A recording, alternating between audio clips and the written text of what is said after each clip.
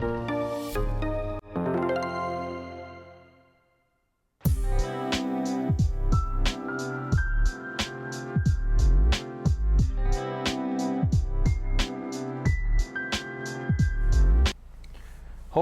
everybody, welcome to Pure Aloha Talk, the podcast where we share inspiring stories, connect with amazing individuals. I'm your host, Kekoa Pure Aloha Carvalho.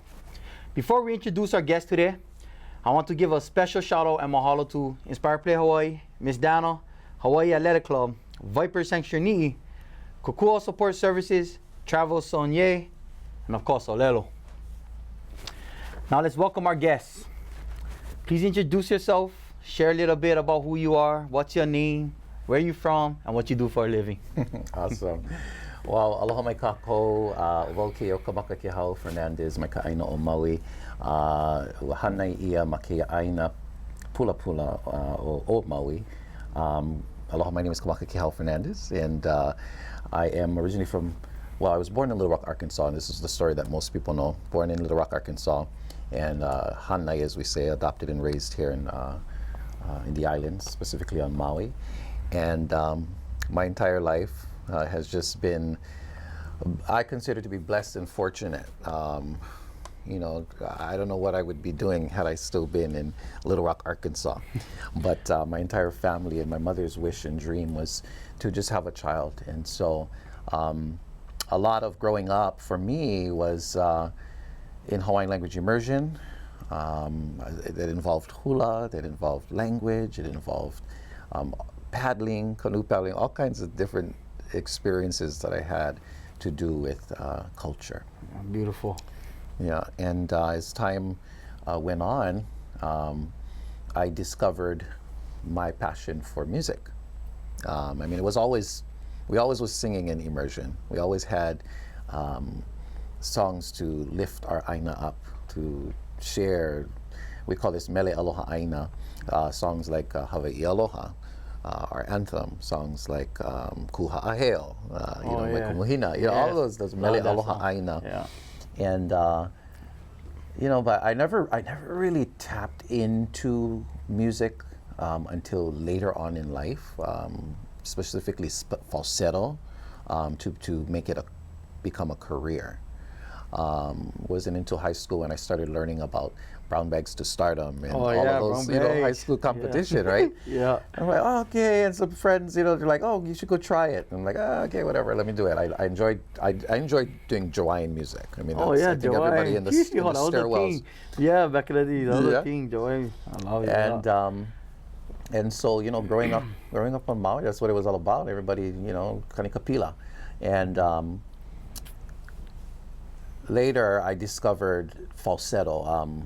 It was just a weird thing where, and I feel it's kind of corny when I share it, but I just stretched and I did something with my voice, and a friend of mine discovered it. She's like, "Oh, that sounded kind of cool."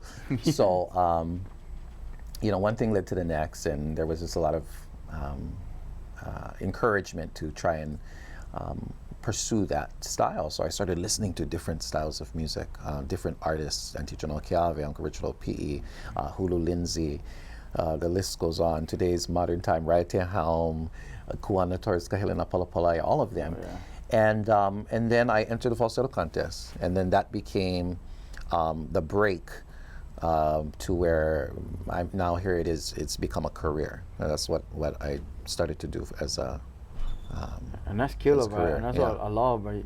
It's different to me when it comes to Hawaiian music, hearing your voice, you just hit it. You hit the notes, bro. I love that, cause that's killer. You know what I mean? I listen to your music while working out in the gym, everything.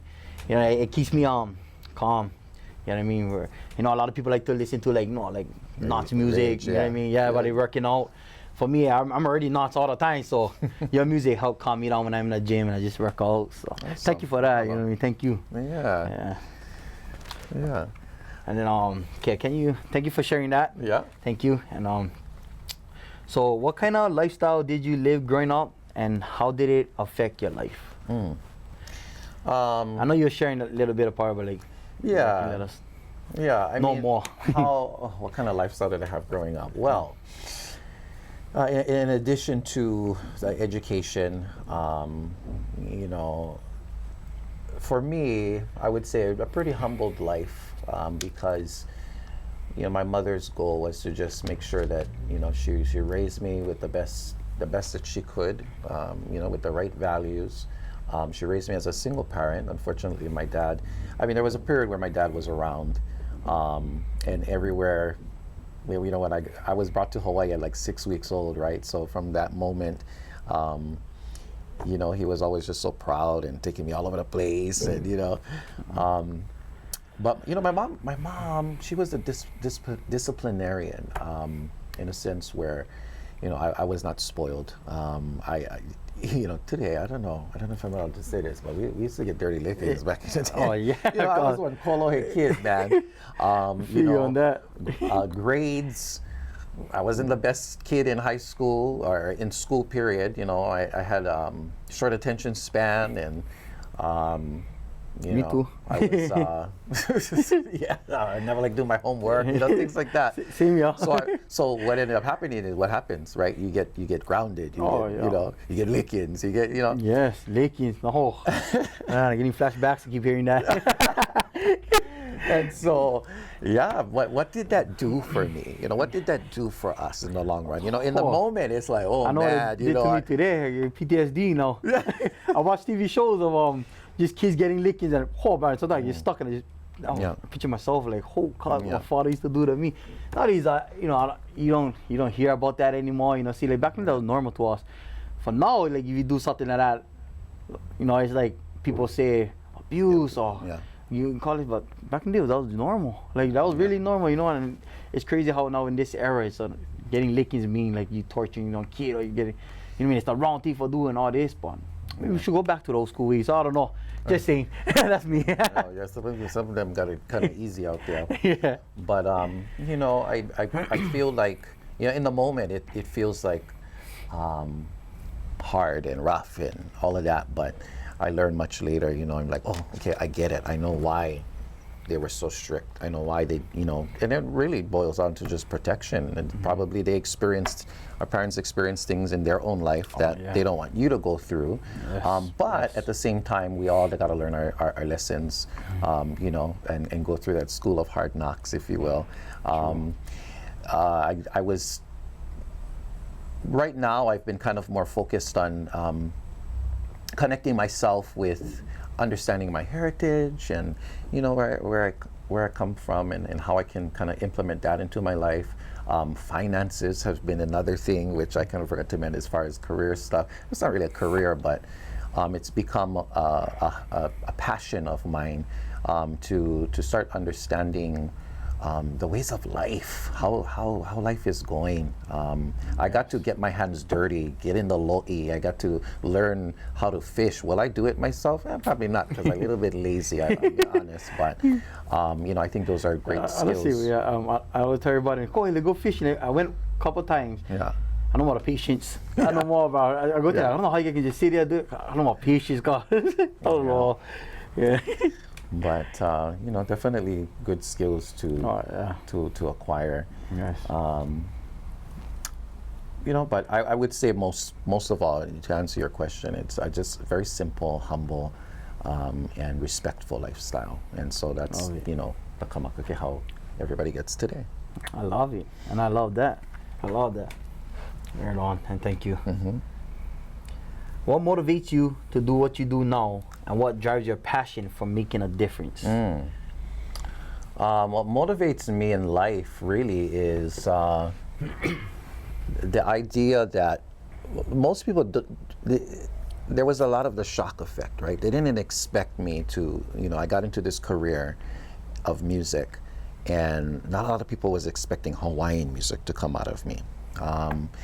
And so what that did for me was it helped me to realize, looking beyond the veil, and that there are other people out there. It's not just about me. There's other people out there who look like me, that may feel a little nervous or scared about, tapping into their gifts and their passions because they look different or they feel like they may not be accepted.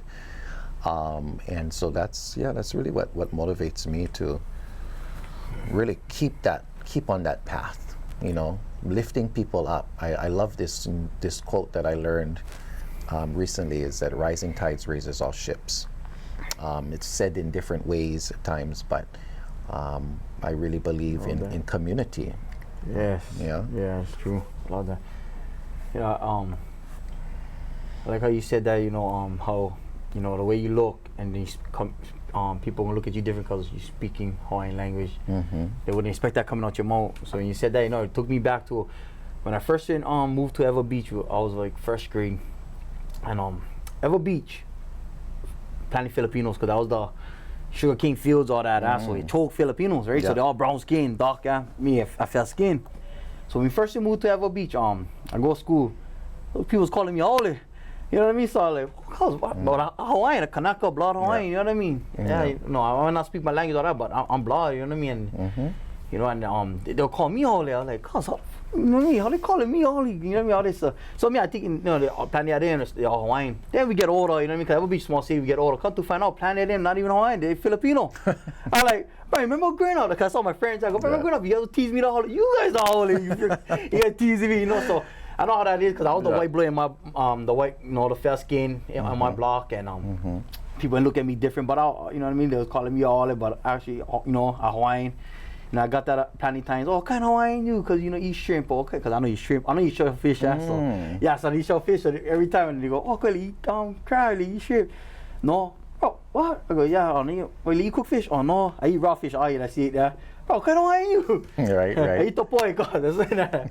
But so when you brought that out, that took me back to when I first moved to Ever Beach. And I think about it too. We all.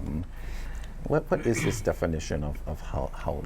Yeah, and really, if it's really just a foreigner in a unfamiliar place, right? Yeah, that's what I learned. So we go to the continent, we become, haole over there. True. Yeah. Yes, true. And no matter the exterior, I often say that when I'm performing to it. It's it's not about the exterior, but the interior. What do you carry inside? How do you hold yourself? Yes. Who are recognizing who you represent, the seen and unseen. Yes. And that's what you inspired me, bro, growing up. When I first heard you over a decade ago, bro, and I seen you on TV. And they share your story. I was even like, oh, but this guy speaking fluent in Hawaiian, cause I'm like, and I can't even speak it. You know what I mean? Look, your chicken skin right now, like, bro, like that would inspire me big time, bro. You know what I mean? Like, for me growing up, how I grew up and all that, and seeing you on TV and hearing your story, bro, that really inspired me. So to this day, bro, it's an honor to even have you right next to me on my podcast and get to share the story. Now everybody can know, what I mean? Brother, so thank you. The mission is the same, we aspire to lift other people up through aloha in our in our situations. We all have different mo'olelo, all different stories, but I feel that it is a time in our life, in our in our era, that aloha needs to be known. Yes, thank you. Especially right now, I always say that too. Yeah, it's true. Yeah. Yes, thank you for that. Thank you for saying that, because it's true. I say that all the time. Right now, aloha is really needed the most. Yeah. I feel like kind of disappeared for a little while, got quiet. You know what I mean, for a little while, but I feel like now it's coming back, and everybody gonna hear it. Everybody. And gonna take time again for everybody to remember the principles of it. Like, cause even when I was young, I never know the true meaning of it, but I knew the principles of it. Aloha, you always help out your elders and all that. You know what I mean? Right. Get to your chair, most for a seat for sit down on a boss like that. So and then I grew up and found the meaning of it. And it's love, bro, sacrifice, right? Yeah. So, to me, respect. Respect. Yeah. Thank you. Okay. Next question. What's been the most challenging experience you faced, and how did you overcome it? The most challenging experience, I would say, is sorry, this thing coming down. The most challenging experience, I will say, I've had some when I started performing in Waikiki. And people were like, oh, well, like, what's going on? Like, this brother should be singing like R&B or things like that. So I had a lot of battles in my own mind, trying to figure out whether people appreciated me or accepted me in life or what I'm doing. You know, I really did. I really did have those setbacks, if you will. Yeah. What else? Well, thank you for sharing that. Yeah. Thank you. I know. I think there's a whole lot of other things, but that's one that would come to. It came to mind when I said that. Yeah. Thank you for sharing that. So what's the most important lesson you've learned throughout your journey so far? The most important life that I've learned is to be a man of integrity. You know, and sometimes I still even struggle to be that person, showing up when you say you're going to show up. Yeah. You know, Like just that. doing for others, and always just treating people how you wish to be treated. Yeah. You know, and you know, sometimes it's easier said than done. True. You know, because sometimes people come with expectation, meaning, you know, I mean, you have all these visitors that come to Hawaii, and sometimes they do things that they shouldn't. Yeah. And so you have locals that'll come around and try and, you know, educate them. And then all of a sudden they'll be like, oh, well, where's the aloha? Where's the aloha? No, no, no, no, no. It's about understanding. Yeah. Yeah. You know, and having the respect for where you are, your environment, being, as we say, makavalu, being conscious of your surroundings and things like that. So there's aloha with boundaries. Oh, that was good. Thank you for sharing that. I love that. Thank you. Okay, now we can get to the funny questions. We would like to move now more. And we're at the first one. If you could have any superpower for one day, what would it be and how would you use it? Flash. Go. Yeah. Boom. Yeah. Boom. Oh, I love that. I like Flash. Flash too. I like Flash. Yeah. Because Just go. I love to travel, you know, and then there's the situation where, you know, we find ourselves oftentimes saying, oh, I wish I could be two places at once, right? Mm-hmm. Well, you know, if it was Flash, you could. Oh, yeah, could, boom, you know, boom. freeze time, you know, yeah. Oh yeah, that's true. Cause he can run time, go into the future, go backwards. Yeah. Yeah, I love that one. That was the best one yet. I love that one. All right, what's the craziest thing you ever did in your life? Oh. Yeah. The craziest thing I ever did in my life was probably getting on a helicopter. Oh, I haven't done that yet. I mean, that might seem kind of simple, but Nah, no. was That's crazy. not. Well, for me, that's not simple. That's why I haven't done it yet. Yeah. Jeez. Yeah, Yeah. I hear all the stories. And I went on a helicopter with, you know, a friend of mine, and you know, I didn't really like know this person, but I went, you know, I was just, let's go, whatever, let's Just go. go. Let's go. Yeah. And thank God it was a good day. Oh. Yeah. Yeah. Yeah. That's gonna take a lot for me for a helicopter. I get hard time flying small airplanes. You know. Yeah. I already get hard time big airplanes, bro. Oh, when the turbulence hit, I'm like, oh. You know when you go into Maui, when you coming down, every Yeah. time you get that drop in the shit. Because the two, you're right in Man, between every the time, two oh, mountains. cause like I can't handle it. I still hold in front of my seat, going, oh, seeing all kind of stuff coming on my Yeah. mouth. Everybody just laugh all around Oh me. my gosh. Another moment I had, one of the craziest experiences, but it was super fun, was I got to go to the Frank Church Wilderness. This is like, they consider it the river of no return. Lois and Clark, you know, went up this river. Yeah, it's in Idaho, and most people, they just know Idaho for potatoes. Potatoes, yeah, yeah. But True. we got to, I got on one of those prop planes. You know, there was a bunch of us, like 8 of us on this plane. And it took us about an hour and a half, and we're flying just over mountains. Oh. Yeah, yeah. You can see dry, you can see some green, you can see snow. It was beautiful. But we did about 85 or 86 miles sail up. I always say sail, rafting up this well, it was the Salmon River, and then it kind of goes into the Frank Church Wilderness. but like Sounds beautiful. in the middle of nowhere. Like no reception. Oh. We did camping. It was an experience of a lifetime. Oh, shit. I mean, that sounds amazing. Yeah, Oh, that sounds nuts too. for people that need their electronics on them like 24/7, That's me. I need my phone. that would be crazy. The thing died. I get anxiety already. My phone died. Yeah. I'm looking for the charger. Oh, no more charger. All right. Last one. What's your favorite go-to local snack? Oh, my favorite go-to local snack. Is this just a one, or is this like multiple? Oh, you can share multiple. Okay, Yeah. Leonard's Malasadas, Oh, Komoda automatic. Donuts, Komoda Donuts from Maui, Oh, I had that one time. Guri Guri from Oh, Maui. yeah, that's the one in the mall. Oh, I love that one too. Am I missing anything? Liliha Bakery, Cocoa Puffs. Yep. Oh, that's all my favorite I'm right like there. sweet, Yeah. I'm a sweet tooth. Oh, me too. Me too. Yeah. Okay, now finally, what's the Aloha for the day? What message or mantra would you like to share with our listeners to inspire them and spread some Aloha? Give us the Aloha for the day. Akahai, Akahai. to be kind. Akahai. Yeah. Lokahi, to work in unity. Olu Olu, to be pleasant. Ha'aha'a, to be humble. And Ahonui, to have patience. Learning to live and be in these phrases, I feel will better connect us as human being. We aloha. There's three things. It's aloha akua, aloha aina, aloha kanaka.